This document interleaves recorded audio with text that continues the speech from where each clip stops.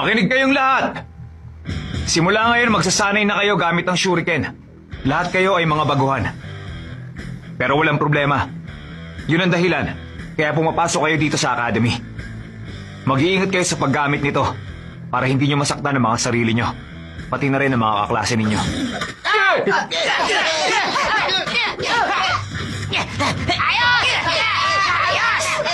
Wala man lang nakinig sa akin. Hindi ko magawa ng tama. Mas mabuti pa sana kung nagpinta na lang ako. Hindi na to bago sa akin. Pwersahan kaming pinagsasanay ng ganito sa bahay.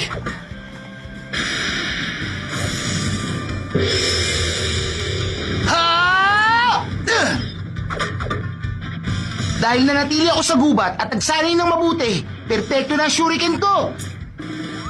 Magaling siya. Sina Shikaday, nanonood pala sila sa akin.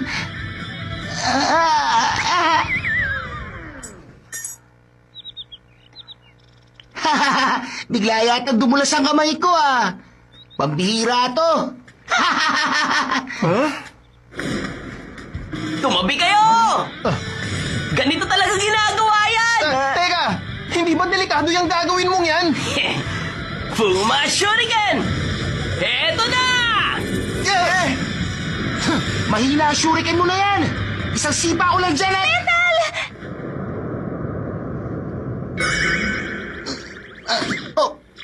Toro Senpu!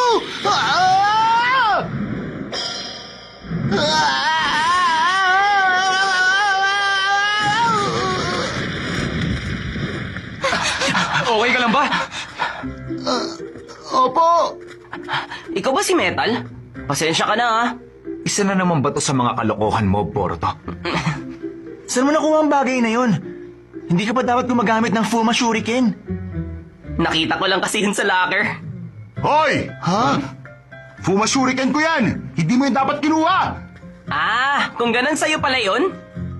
Kayong lahat, Huh? pagkatapos nito, pumunta kayong lahat sa teacher's office.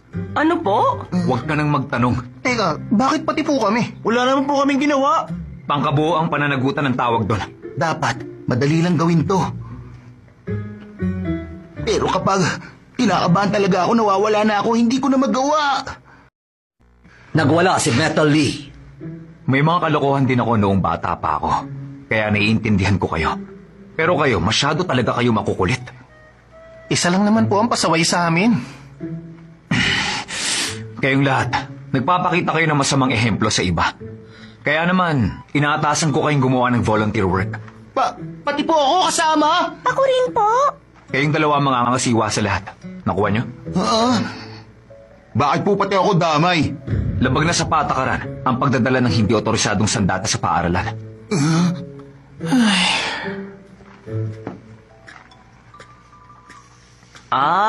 Ito pala.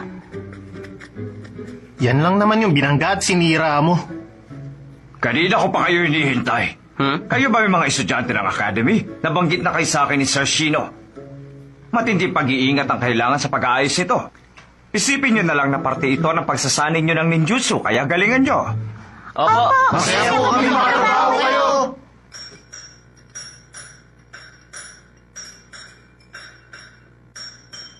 Ay, nako. Wala bang ninjutsu na pwedeng gamitin para maayos na to? Hoy, alam mo, ikaw nga lang dapat gumagawa nito eh. Class rep, sigurado akong mahirap ang bagay na ito para sa'yo. Gusto ko rin naman ng ganitong klaseng trabaho. Isa pa, isang karangalan na magtrabaho sa Great Stone Face ng isang magiting na Hokage. Tama ang sinabi mong yan, Miss Class Rep. Ang pag-aayos ng Great Stone Face, hindi ako pwedeng pumalpak.